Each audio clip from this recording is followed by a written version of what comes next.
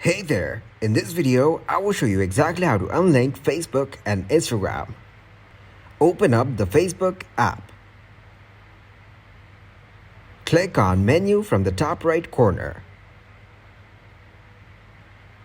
Go into Settings and Privacy.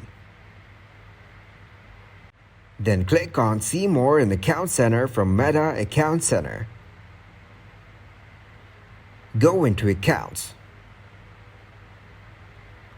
From here, you can remove your Instagram account. Click on the Remove button to remove the account you want.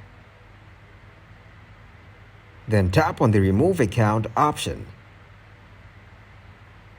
Now click to continue, then read the details to remove the account. Then click to remove your account.